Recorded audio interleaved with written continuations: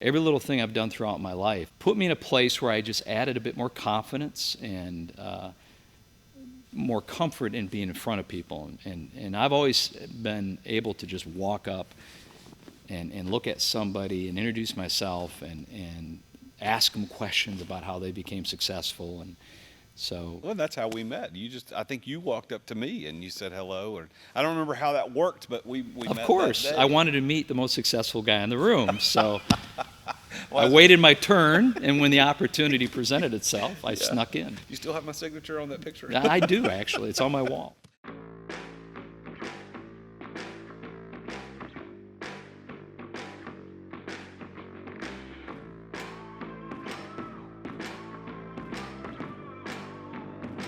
In today's ultra-competitive business world, being a successful entrepreneur or business owner can be very challenging. Fortunately, contemporary times have blessed us with resources for tackling those challenges and getting us to success more quickly than we could have imagined.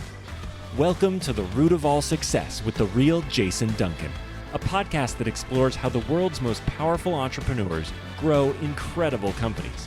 This podcast looks at the 5 keys to unlocking success as an entrepreneur. A successful educator turned entrepreneur, Jason's mission is to use his gifts of teaching and leadership to help others get the results they want out of life. Join Jason every week and learn the keys to grow a truly successful business.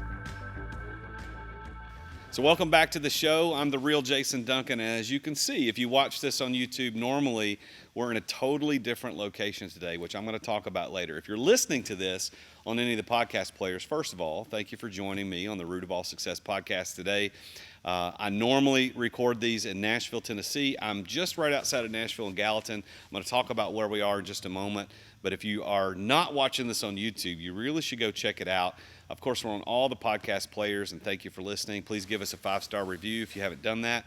If you don't think we deserve a 5-star review, send me an email. Let's talk about what I can do to make the show better. But we're at youtube.com/C, as in channel, /The Real Jason Duncan. So you can find all of our podcast episodes with our guests. We record with 2 camera angles and a lot of really cool stuff that you can see where we're at each time we record.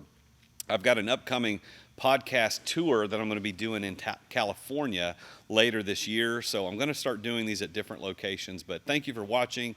Thank you for listening. Thank you for allowing me to help you understand how to be a better and more successful entrepreneur.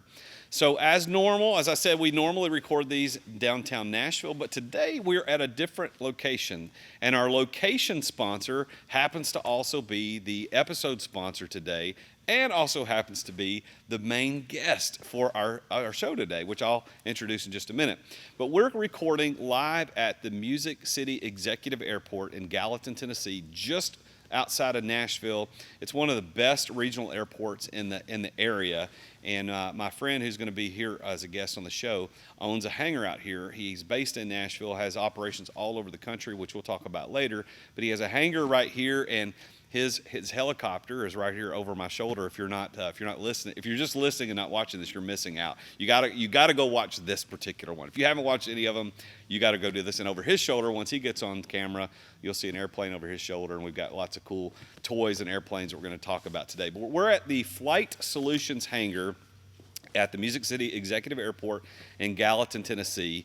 And Flight Solutions is a fantastic company for anybody who's interested in upping your game in the travel world. So if you're sick of all of the commercial travel and all the things you got to go through that, and you're a busy executive or a busy entrepreneur, and you want to figure out how to get to places quicker and get out of the trouble of just commercial traveling, Flight Solutions is your opportunity to do that. But not only that, but they do charter flights. They help service and maintain airplanes for their clients.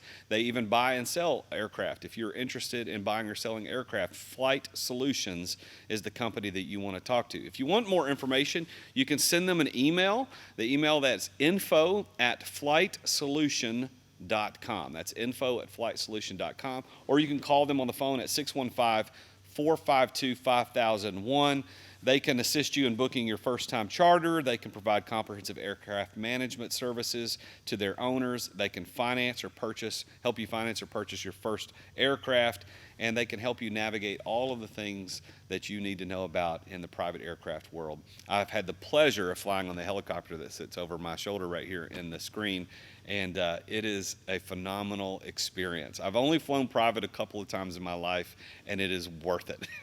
You should really, really check it out. But go check out Flight Solutions. They're a fantastic company right here. Got a hangar right here in Gallatin, and we're happy to be a guest here on site. And we might have to hit the pause button as an aircraft starts up outside. But you should check this out. Make sure you check out Flight Solutions. Send them an email at info@flightsolution.com.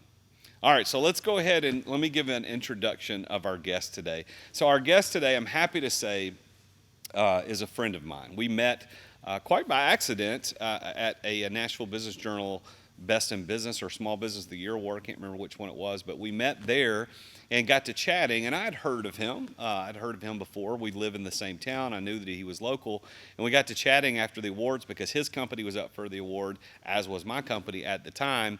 And after the award ceremony, we're just chatting, and I said, "So where do you live?" And he said the name of the road. I'm like, "Hey, I live on that road." And we found out we're neighbors. We live down the street from each other, and we've developed a very nice friendship since then. And I'm so honored to have him on the show. He's the son of a two-time state senator and a police officer. His mom was a nurse. He's the youngest of 4 children. He was born and raised in St. Paul, Minnesota. Lives right here in Gallatin, Tennessee now, but jet sets and travels all over the world because that's what he does. That's his business. That's how he does what he does. He grew up riding, showing, buying, and selling horses and working more odd jobs than he can remember. One of those was DJing at a nightclub, and I don't know if we got time to talk about that, but I've never heard that story. That would be interesting. But aviation really is at the heart of everything that he does, and it's very much part of his passion, which I'm sure we're going to talk about today on the show. He obtained his pilot's license at the age of 17, and then he struggled with some health issues that almost ended his aviation career, which maybe we'll get into a little bit of that later as well. He has 2 business degrees, a pro pilot degree. He's worked at a college as a certified flight instructor, and he started his own business in his 20s, not in the 20s, he's not that old. But he started his own business when he was in his 20s, and it failed, and he lost all his money. And had to learn how to persevere and come back from that. And I know that we're going to talk about that a little bit today. In 1991, he ended up helping start a Starstruck Aviation with Reba McEntire, kind of his big foray into this particular business here in Nashville and in Gallatin. They've been here for 30 years. And then in 1997, he acquired the business and changed the name to Flight Solutions and has been rocking it out ever since. So he lives here in Gallatin. His wife Julie actually works in Flight Solutions with him in office management. He has 4 amazing kids, one of which he just played some music for me to listen to the other day, his son Connor. And that guy, you're going to have to look this kid up. He is really, really good. A singer-songwriter. It's going to be hitting the airwaves soon. I just know it. So maybe he'll brag on his son here, one of his sons here in just a few minutes. But I want to welcome our guest today on the Root of All Success podcast. This is Kevin McCutcheon. Thank you for being here, Kevin. Well, my pleasure, Jason. It's you've said it perfectly.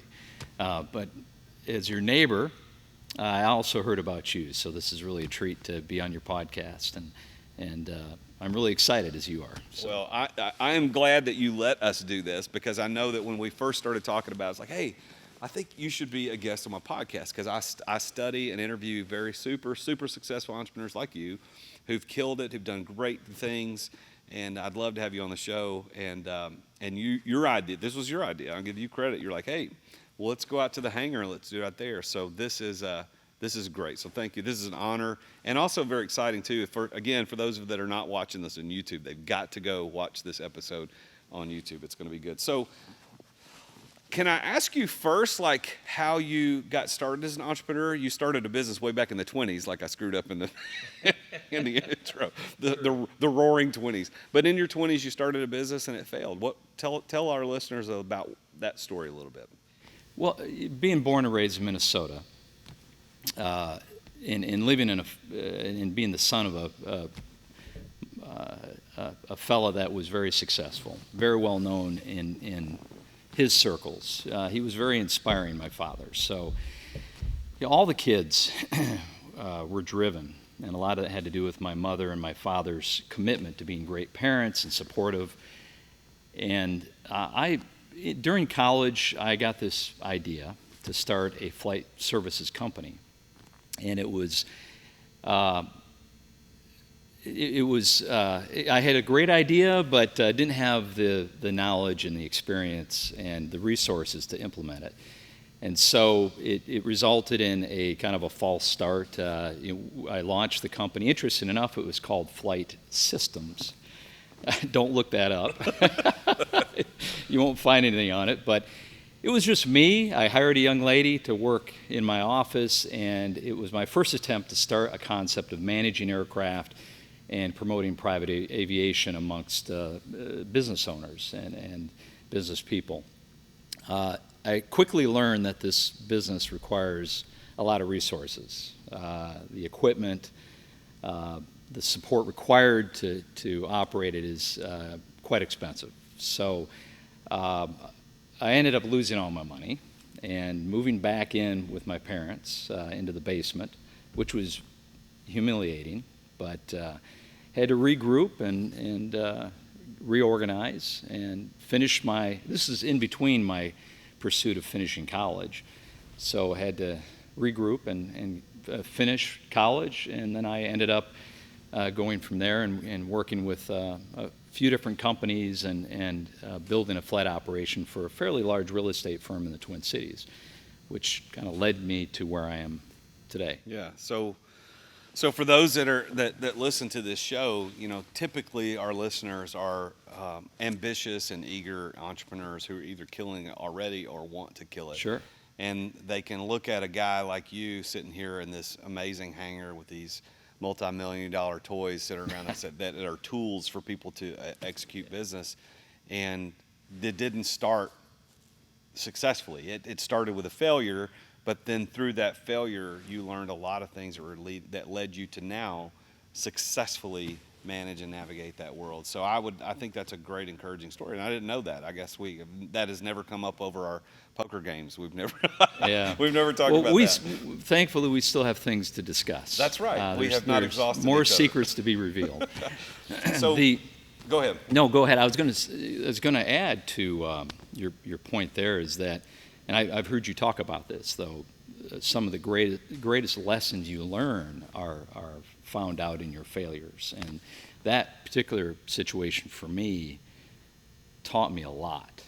And there was some dovetailing there with a mentor that I met through all that really changed my life as well. And that's going to lead to all success is rooted in those experiences and the connections you make. So certainly for me. Were you successful as a DJ in college?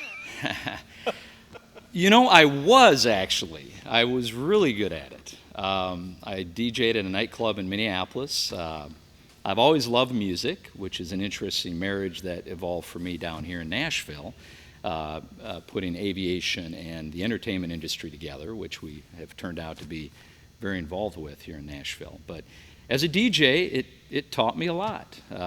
Speaking publicly, so in meeting a lot of interesting people. But I'll leave it at that.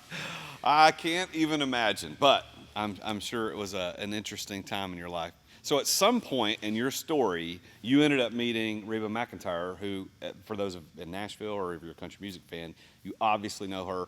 And what's interesting about Reba is that my daughter, who is 18, loves her television show. I know it's not there anymore, but I never watched it, only because Kylie watched it around the house. But she's a big fan, maybe not as much about the music, the night the lights went out in Georgia, like I was growing up. But how did you meet Reba? Because she's phenomenal as a musician and evidently as a business lady. So how did you meet her? Well, it's a very interesting story. Born and raised in Minneapolis, St. Paul, I was a rock and roll guy.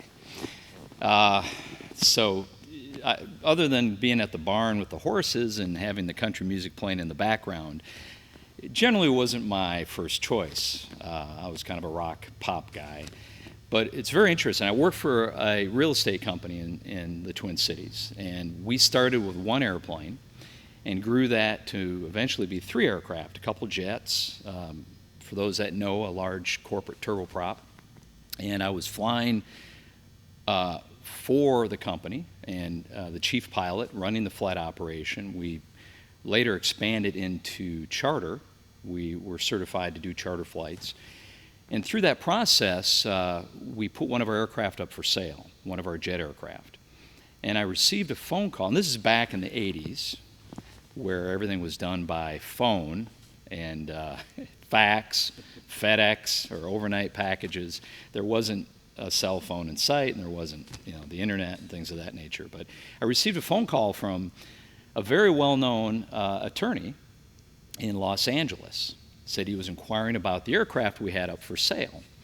And so we chatted a little bit on the phone, and his name was John Mason, a very well-known entertainment attorney. At the time, I didn't know that, but he represented that he had a client that was interested in purchasing their own aircraft, who had been chartering, but was looking at purchasing their first aircraft. Of course, being in L.A., I presumed it was somebody in L.A., and at the time, it had been rumored that Arnold Schwarzenegger was looking for an airplane. Uh-oh. So I was thinking, well, wouldn't that be really cool? Get to the Choppa. Yeah.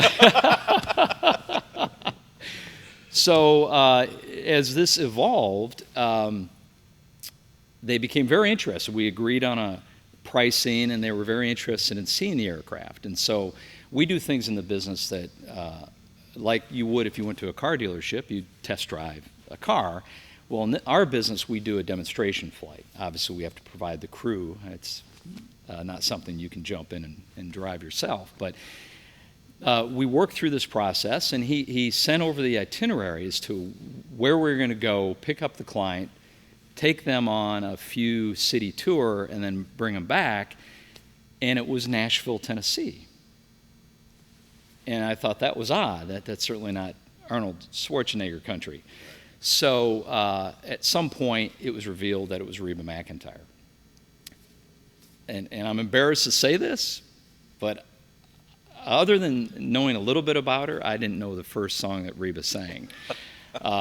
So thankfully, my boss's assistant was an avid country music singer.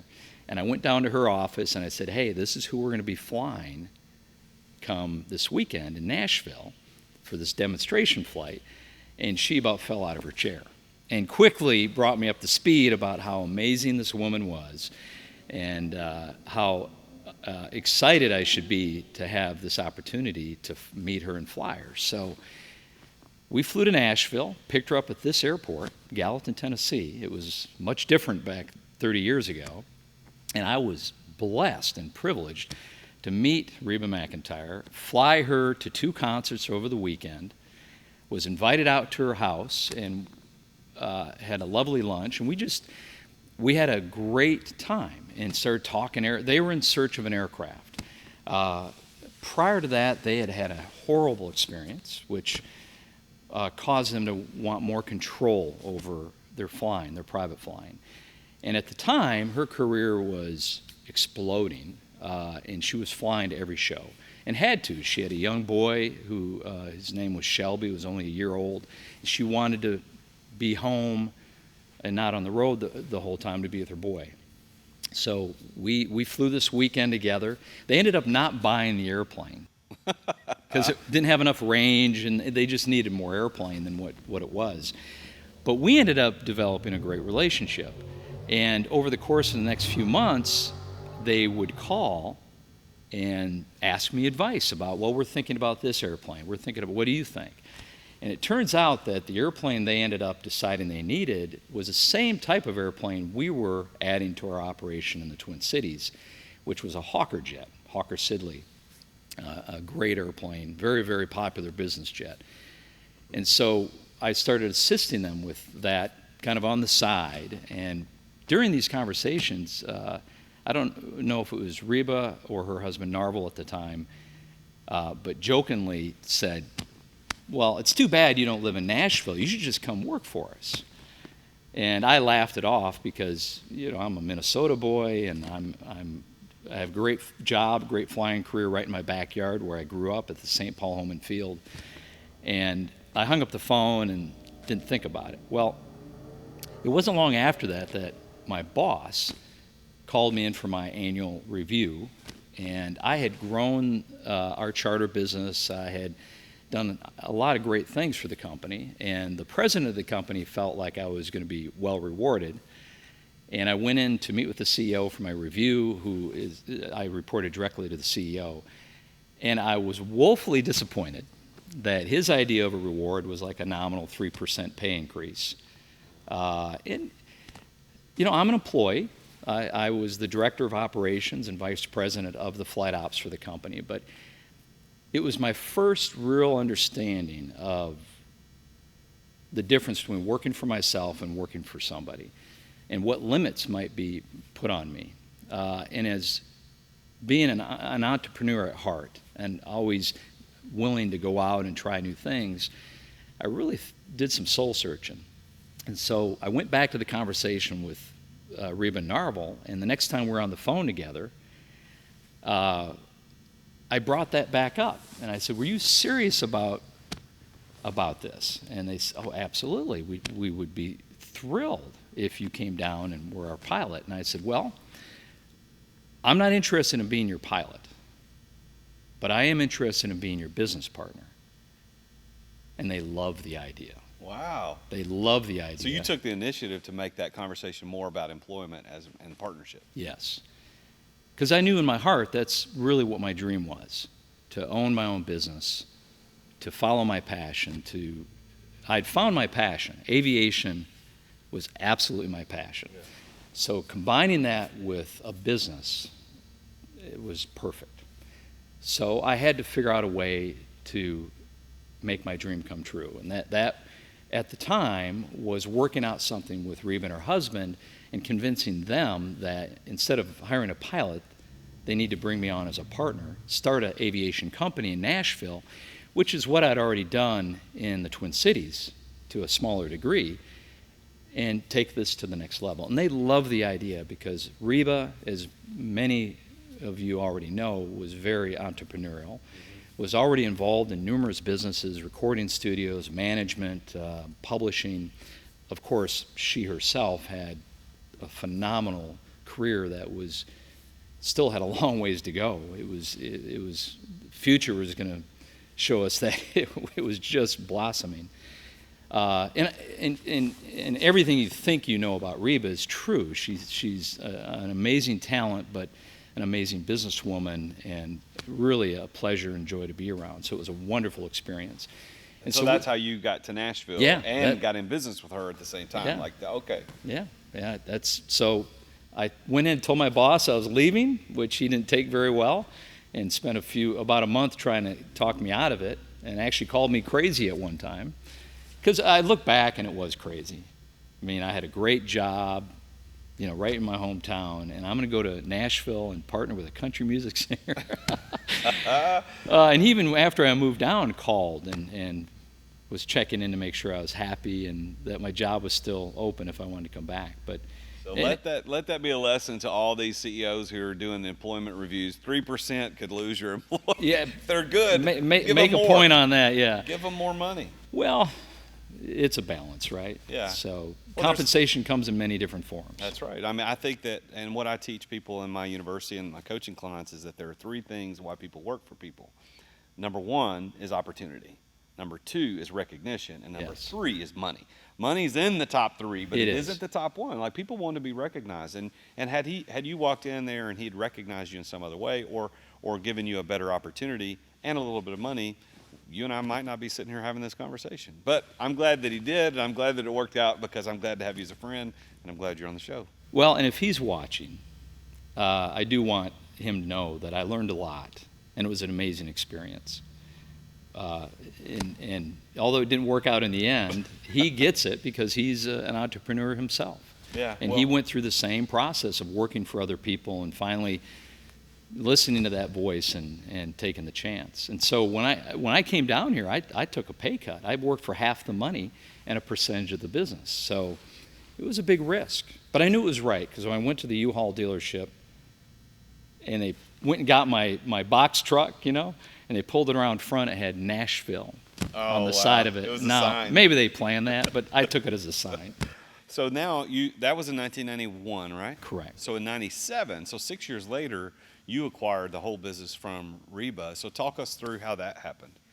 Well, at that time, the Reba's business organization was going through some changes. They were refocusing their interests, and that's a whole nother conversation, but it gave me an opportunity at the time to present them with an idea to acquire the aviation business. And it ended up working out, and over the course of a year, I acquired the aviation business, changed the name to Flight Solutions, and it was another interesting time in my life because having the prior experience of being in a place where you lose all your money and you move back home, I certainly didn't want to repeat. So when I acquired the business, it did. I had to do some leveraging because these aircraft are not inexpensive, nor the infrastructure that supports them. So I worked out the leveraging piece and put it all together and executed that over the course of 12 months. And when you do that, that's a big gamble and a big risk. You're going all in on yourself, right? And that's exactly what I did. And there was a few nights staring at the ceiling, what have I done? But it paid off with spades. Well, so. I think every entrepreneur has that story of that staring at the ceiling. I talk about it in terms of this invisible horizontal line that runs through the life of every entrepreneur, and only the entrepreneur is able to see this horizontal line. And the line, below the line, is you're out of business. Probably bankrupt, things bad happen below that line. And as an entrepreneur, you're the only person who can see how close you are to that line at any given moment. And so there are days when you're really close, there are days when you're really high away from it, and it's that roller coaster up and down, up and down, up and down, up and down. It's not a hockey stick straight up and to the right. It is very close to that line all the time, and I know how you're feeling. And if an entrepreneur who's listening has never experienced that, they're not doing it right. Something's wrong. They haven't learned anything, because failure is the better teacher than success. Absolutely correct. You don't want to be taught. You want failure to teach you too much, but you got to be winning 51% of the time, right? That's right. So through that transitional period, it obviously the bet paid off. Right. Big. I've been incredibly blessed with that choice. But you're not just in aviation now. You've got oil and gas and real estate and other things. I mean, tell us a little bit about your... Well, I was in the oil and gas business with my brother for 20 years. We actually sold that piece of the company off a number of years ago, I think right around 2015.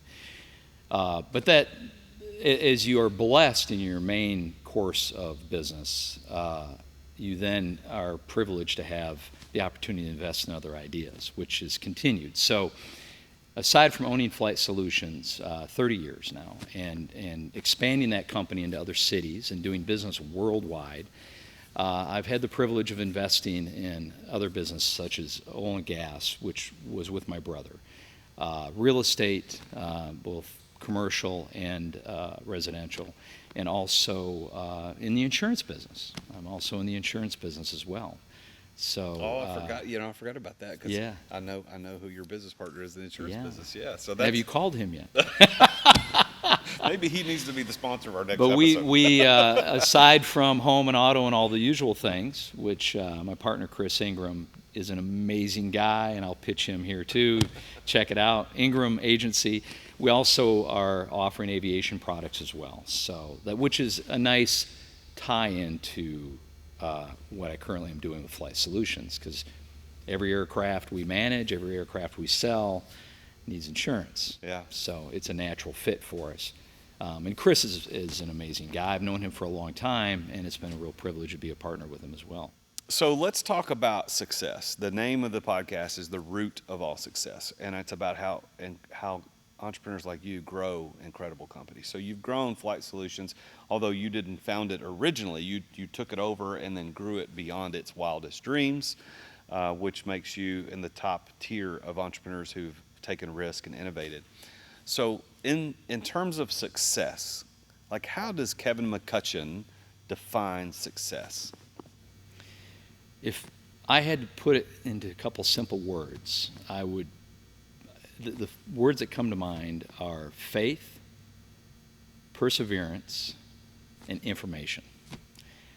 I feel like when I combine those through the most difficult times I've had, when I was struggling or I was moving into a new area, or talking back to when I acquired the business from Reba, those moments, I got through those times by, first off, being rooted in my faith. But secondary to that was the perseverance, the energy, the drive, the stick-to-itiveness, pick yourself up and keep going, because we all know, and you know this very well, is that this is not a part-time job. And it's not a full-time job. It's a lifestyle when you choose to be an entrepreneur. You are attached.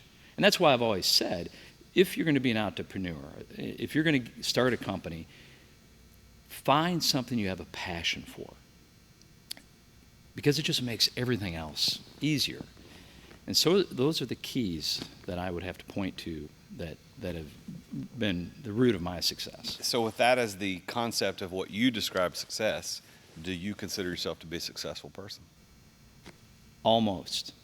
Really? Why almost? Because most would consider me successful, but you don't know what measuring tape they're using, right? So I look at others let's put it this way, most all my clients that I work with are vastly more successful than me. So I'm always wanting to be a little bit uncomfortable with maybe where I'm at in my lot in life. And that can come in different areas. That certainly can be financial. It's not my fault the world is designed the way it is, and it requires money to gain the sense of freedom such as a private aircraft can offer you. When you have a private aircraft, your sense of freedom quadruples. I mean, you can pick up and leave. You avoid so many headaches and distresses, and you just can go about as you want to, mostly. But going back to that almost piece, it kind of takes me back. My wife was a competitive ballroom dancer. Julie. Really? Yeah. I didn't know that. Yeah. Amazing lady. Competitive ballroom dancer, and 4 kids, works in the business and dancing. Now she's into horses, so she's kind of segued into horses. But during that time, I felt like I needed to take some lessons. So I went to the studio, got an instructor, because they said don't ever try to learn from your spouse. So I got an instructor, took her through a few lessons, because I wanted to be able to get on the floor and at least not be too embarrassed. But my instructor, wonderful gal, no matter how hard I tried, I was what I was, right? I wasn't going to be this world-class dancer. And I loved what she said to me whenever I would try to, she was trying to teach me something. Instead of saying that's not right, or you're not doing it right, or, being negative, she said, almost. And that was her way of saying, well, we need a little bit more work. And I love that, because I feel like life, it's okay to always be enveloped in the journey and almost be there, because you keep inspired. You always want something there that you're working towards, and that's why I think I'm almost. And that's financial, that's spiritual, that's family, that's friends, that's relationships. You're always, tell me what any of those I just listed don't require work. Yeah, they all do. Yeah, and I think your perspective is certainly, I appreciate it, understand it, get it, and I think a lot of listeners will too, because from the outside looking in, everyone from the outside looking in uses different measuring tape than we use in our own lives to measure success. And I love how you said that.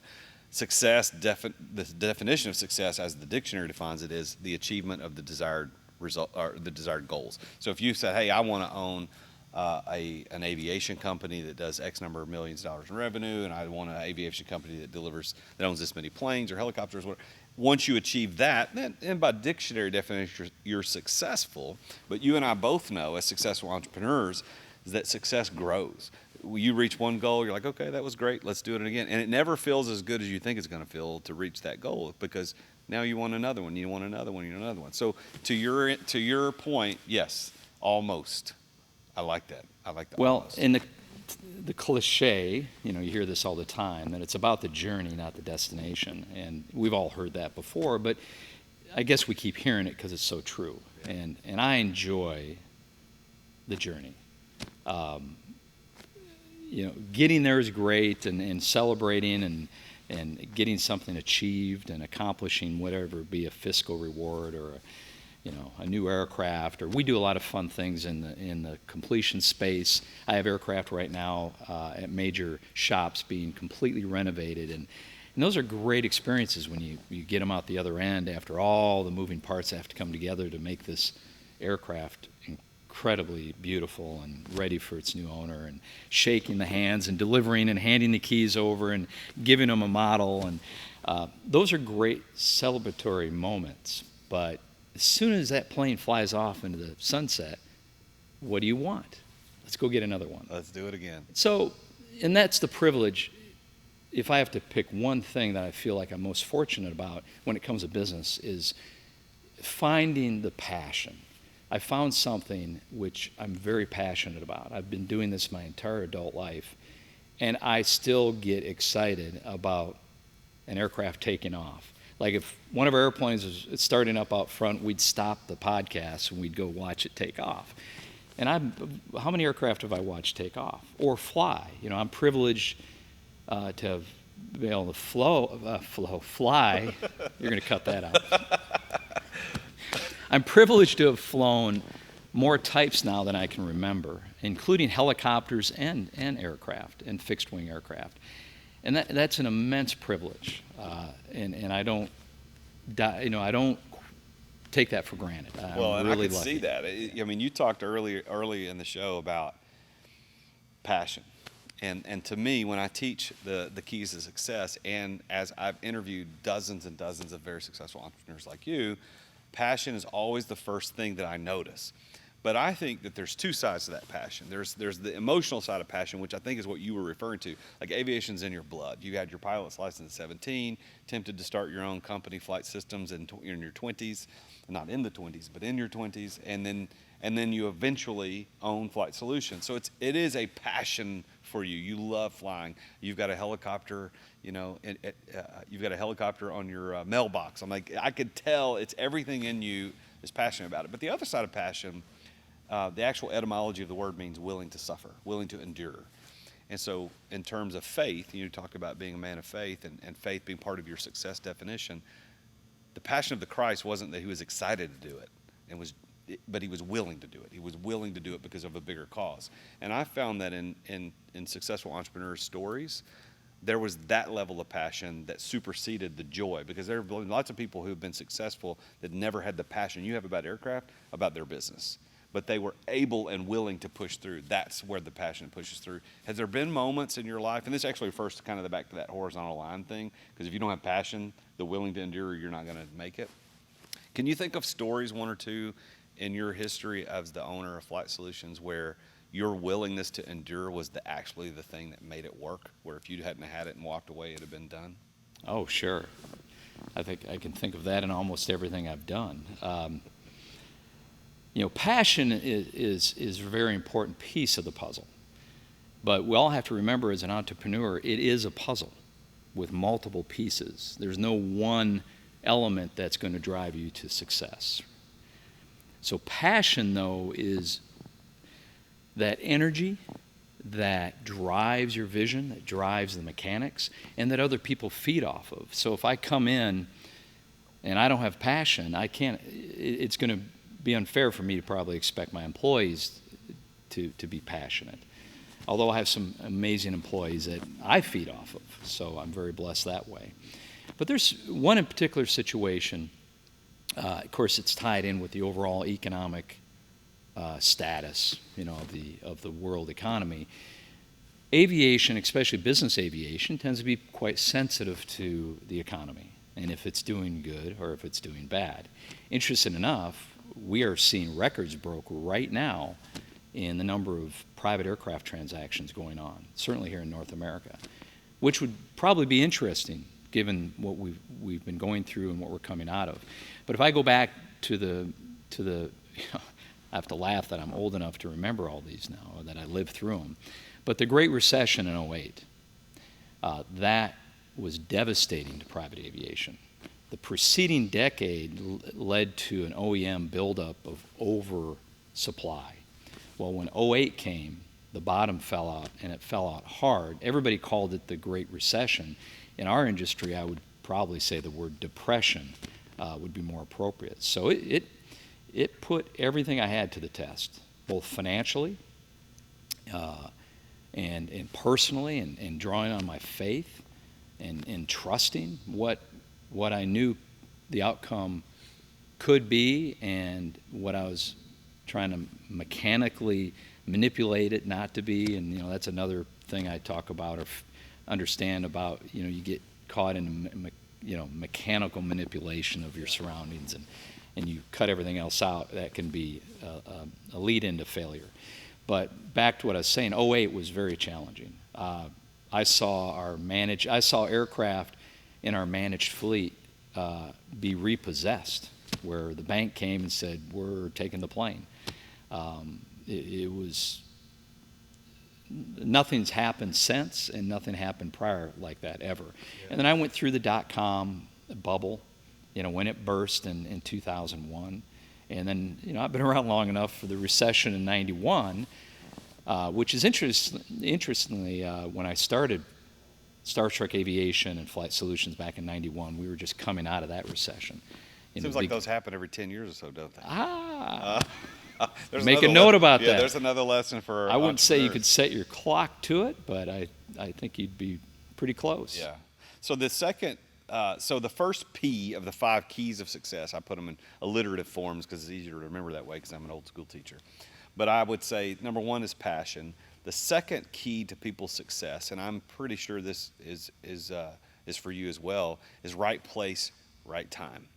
And it sounds to me like being in the aviation industry in St. Paul, Minnesota, when that phone call came in from California was it John Mason? John Mason. John Mason called in. You were right place, right time because you didn't know who I that answered was. the phone. And the third P is knowing the right people. And as it turns out, that right place, right time, and right people sounds to me, based on just someone listening to your story, that all converged in that phone call with John Mason, which led to the relationship with Reba. Is that true? Absolutely. I would clarify that statement, though, by saying right place, right time might be perceived by some as being lucky. But I think it has to be understood that the right place, right time piece is as much about putting yourself in the right place at the right time. Yeah, so it still requires action. Because, I've had that occasion where someone's looked at me and said, "You're so lucky." And of course, all of us that have risked everything to get where we're at, find humor in that because, okay, you could argue maybe it was lucky I was here or there, but really looking back, I put myself in those positions, in those places, because of my boldness and my drive and my passion to walk up. Every little thing I've done throughout my life, like you enjoy this for some reason when I DJ'd, put me in a place where I just added a bit more confidence and more comfort in being in front of people. And I've always been able to just walk up and look at somebody and introduce myself and ask them questions about how they became successful. And so, well, that's how we met. I think you walked up to me and you said hello, or I don't remember how that worked, but we met. Of course, that day. I wanted to meet the most successful guy in the room, so I waited my turn, and when the opportunity presented itself, I snuck in. You still have my signature on that picture? I do, actually. It's on my wall.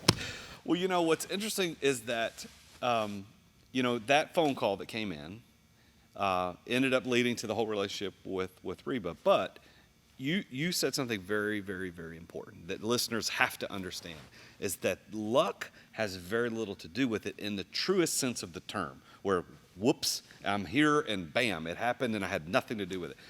The harder you work, the luckier you get. And as entrepreneurs know, who are listening to this just like you put yourself in those places. So, for example, in your story, when Reba's husband, was it her husband who mentioned, hey, I wish you lived in Nashville, and then later you called and said, are you serious about this? Because I'm interested. You made that phone call, and then you also turned it up a notch by saying, I don't want to be your pilot, I want to be your partner. You put yourself in that position. You put yourself in that place, and that turned your luck, as it were, to where we're sitting today. Exactly. Right? Exactly. Now, here's where the story gets very personal for me and you don't even know this, right? So I have been interviewing casually successful entrepreneurs like you for a long time, just out of pure curiosity.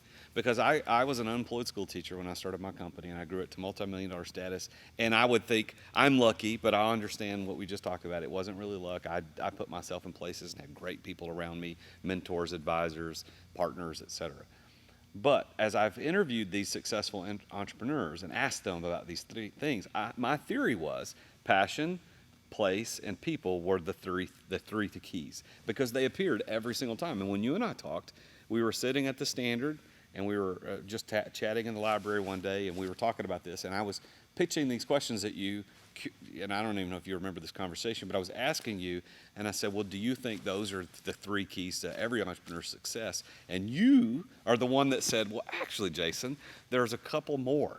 And that's why this is now 5 P's of success and not 3. And you don't even know this. So when I don't. When you said that to me and you pitched out, well, you got to have the know-how to do it, and you got to have the resources to pull it off. That's what you said to me. And I went home and I thought, man, he's right. So I started going back to all the other people I had asked those 3 questions to about passion, place, and people. And I said, tell me about your preparation. How did you of course, I put it in P's, preparation and plan, which we'll talk about. But I said, how did you prepare for it, and what was your plan to get the resources to do it? And they had answers. And I thought, well, I'll be doggone. There are 5. And now it's not just the passion, people, and place. It's passion, place, people, preparation, and plan. And you just mentioned preparation because you said I had to have the know-how to pull this thing off. And then your plan, you actually mentioned that early in your failed attempt at flight systems, was you didn't have the resources required, which is the way I think of in terms of plan. It's not business plan, it's what's my strategy to obtain and deploy the financial resources. So you, unbeknownst to you, changed my entire theory about success, about the keys to success, in that short conversation at the Standard that night. And now I'm interviewing people just like you about, well, tell me how you got prepared to be successful. So what do you think about that? Oh my gosh. I'm touched. I had not heard that story. Yeah. And that really touches me, because I really believe in what you're doing. And one of the things I've noticed about you from the very first time I met is you're what I call an enlightener. You seem to bring light to things. And even if it's right in front of someone's nose, your way, your presentation, and I know you're very faithful as well. You just have this natural way about pointing things out and enlightening people and putting light on things. And I'm just honored. I hadn't heard that story, so that's very touching. Well, to be a part of the 5 Ps. I'll think of some more now. So I'm honored. I'm honored that you pushed back, because I know not that everybody else was super just polite and acquiesced to anything I asked them. Yeah, that's right, Jason. You were like, no, actually, there's more than that. There's this idea of preparation. And so I want to ask you about those 2 keys for you. And I kind of get a sense about where they are, but I want the listeners to get a sense of preparation is the 4th key to success for entrepreneurs, and that is, do you have the know-how to do it? My example that I typically give in this is that, Elon Musk was able to get into SpaceX because he was prepared to do it. Like, he had studied, he'd made the right connections. But if you'd have gone back 30 years before that, he was not prepared to do that. I'm not prepared to go into biochemical engineering startups, because I don't know yet. I'm not prepared to do that. But when I started my first big company, I knew how to sell. That was the level of preparation I had, and then my preparation grew over time. For you, aviation, you were prepared from an early age because it's always been in your blood. Was there a special or specific thing that prepared you for your tremendous success in Flight Solutions? Well, of course, study. You have to have information. You have to have knowledge. All the passion in the world isn't going to help you land a jet airplane That's without right. the tools and the knowledge to do it successfully. And that's very true in business. And it's never a place you arrive, it's a constant. And in my business, in all my dealings, I'm constantly learning and investigating and researching. One big piece of our business is research. We are constantly researching markets. But all that, we can talk about the complexities, the Elon Musks and all these but my daughter just gave me a perfect example this morning. She has to give a presentation at school in front of the class, and they did this kind of lottery thing, and she ended up with a subject that she wasn't terribly excited about. I think it's about quarks, protons, and neutrons. She would probably shame me right now for not getting it right, but she was practicing on me last night. She knew nothing about it, selected the topic, and wasn't excited about it, but she is studying, she's learning, and she's now going to be at a point where she can get up in front of the class and give a presentation about neutrons, protons, and all the things that go with quarks. And I think I'm saying it wrong, so forgive me. I taught history. I have no idea. Yeah. But this is a young lady who's 13 years old, didn't know anything about this subject prior, and she's going to know something about it. And I think that's a great lesson for all of us. You have to have the information and knowledge if you're going to succeed in a given area. You have to. I had a great mentor way back in the days. His name was Mike Duffy. I think we've actually... Oh, that's right. We've had... Grand Marnier, yeah. He introduced me to Grand Marnier, and to this day, he's no longer with us. Incredible man. If I have a Grand Marnier, which isn't too often, I promised him on his deathbed that I would always toast him, because he introduced me to Grand Marnier. But one of the things he really, really ground into me was information is king. Whoever has the most typically wins. And I think that is so true. I really do. And I try to, when it's buying and selling an aircraft or whatever you might be doing in your various ventures, the more you know, especially the more you know than your competition, the better your odds are that you're going to win that deal or you're going to make the right decision. And you can really apply that to anything in life. And so that's something I try to adhere to. I spend many a night after everybody's gone to bed researching and studying, and it does help having a passion for it. Yeah. And especially when it results in success. Yeah, well, but like you said, passion's not going to carry you through. You can have passion, you can have be at the right place at the right time, know the right people, but if you're not prepared for that, it'll be a flash in the pan and over. Well, preparation in our business of aviation is essential. It's a huge topic. All the things that go to preparing for a successful flight are very relevant in the aviation industry. The maintenance side of it, the piloting side of it, the dispatching side of it, to allow our customers to board an aircraft, get to their destinations, and get to their business meeting or whatever, the concert, whatever they're doing, requires a lot of preparation. We have variables we can control, and we have others we can't control, such as weather, things of that nature, or unscheduled delays. But preparation is essential in our business. I would think it's true in all businesses, but certainly in ours, it's right up here. Yeah, and you prepared. You at 17, pilot's license, started working as a flight instructor. I mean, that prepared you today, because now when somebody says, I'm thinking about this airplane, you're not talking about it as a very expensive tool. You're like, I know how this thing works. Yeah. I could tell you why you need this thing and why you don't need that thing. And so your preparation led you to success. And then the fifth P is plan. And of course, I put them in alliterative terms, PPPP. But plan means the strategy to obtain and deploy the resources. Your first business venture failed because you didn't have a plan, or your plan failed. So tell us how your plan, you said you had to leverage out, and there were some sleepless nights when you acquired the business. So what was your plan, and how did that lead to success for you? I still have my business plan. So when I learned a lot from that first failure, and then I learned a lot from other successful business people that I worked with. And again, I go back to the job I had in the Twin Cities. Although I left there, and I left there as an employee, I learned a lot being a part of a big organization that was in the real estate business, and listening to how they plan things out and how they approach things. I took from that a lot to apply to my own business. And I still have in my closet my business plan that I developed to convince those that invested in me when I did the acquisition to put their money on the table with me.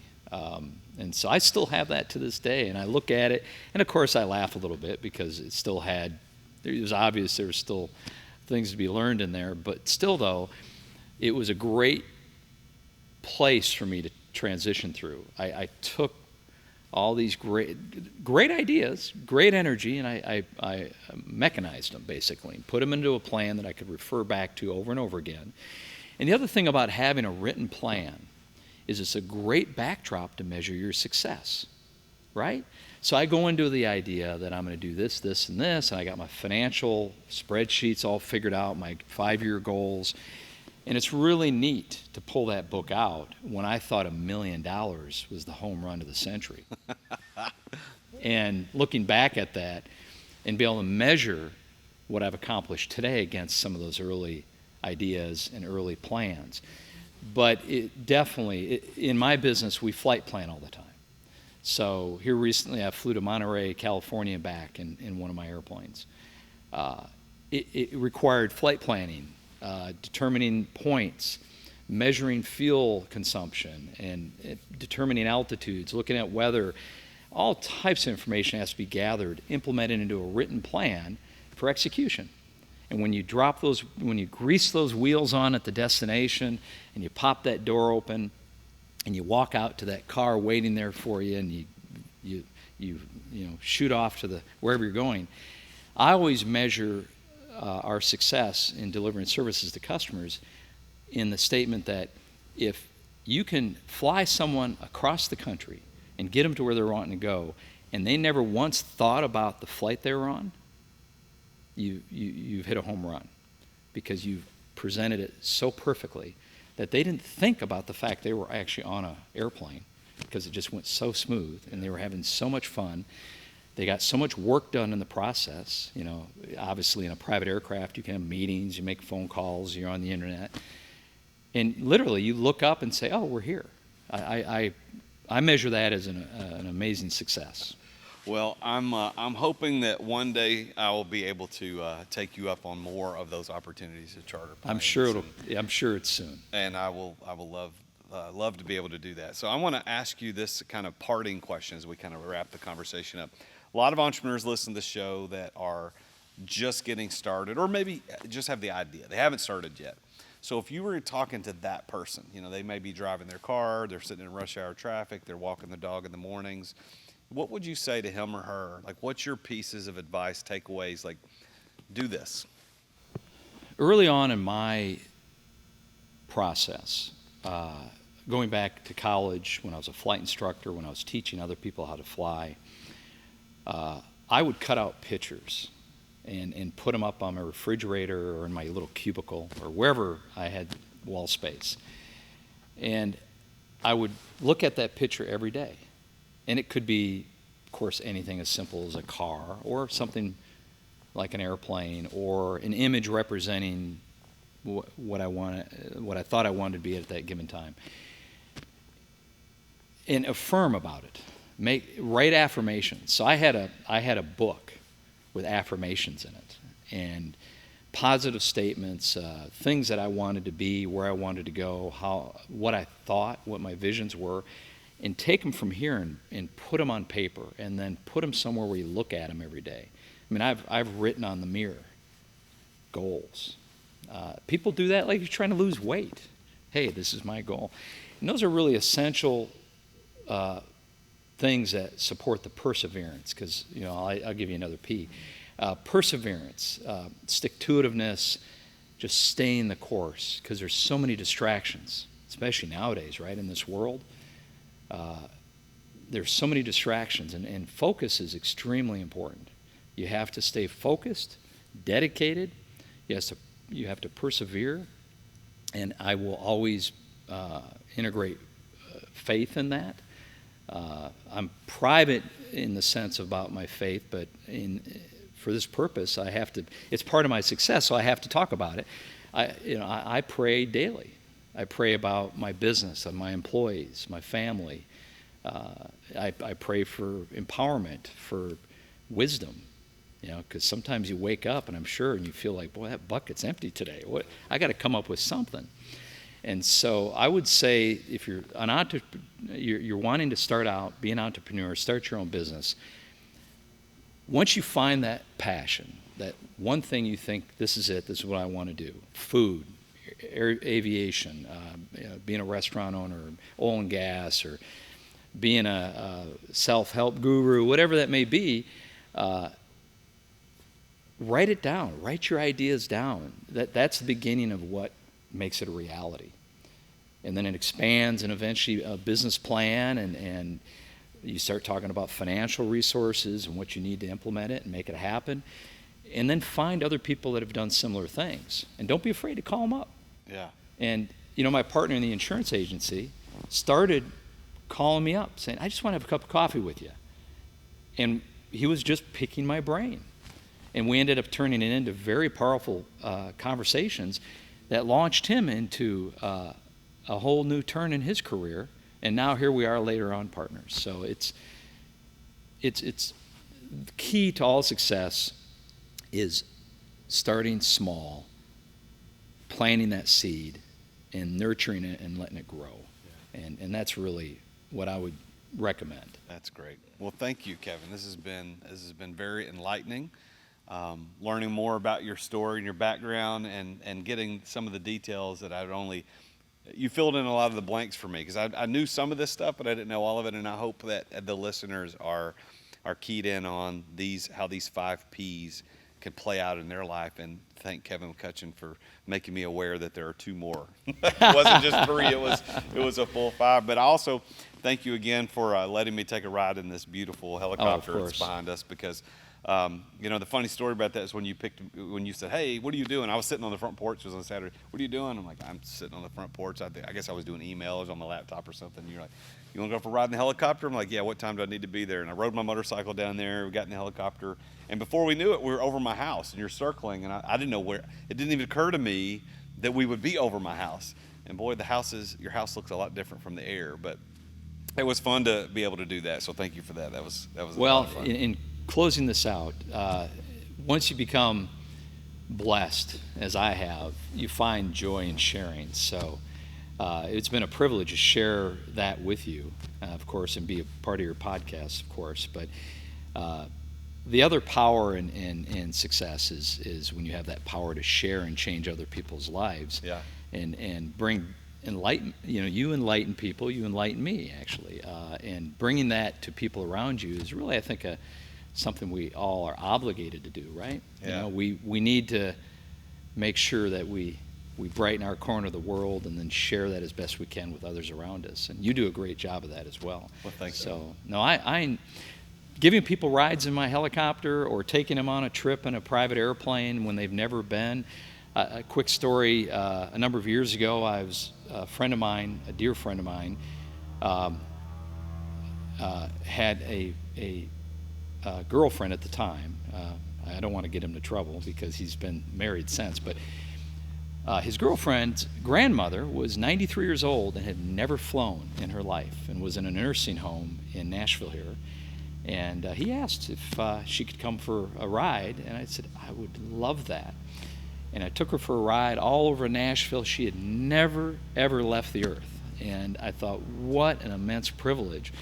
Flew her all over Nashville, over her retirement home. Some of her mates there at the retirement home were outside waving. That's great. But she wrote me a letter, which maybe I can share someday in the future with you, but it will change your life. It really brings meaning to about everything we live for on this earth. So those are the intangibles that you get to experience when you're successful and exposed to so many different people. You get those moments, which really that connects it all. So that's great.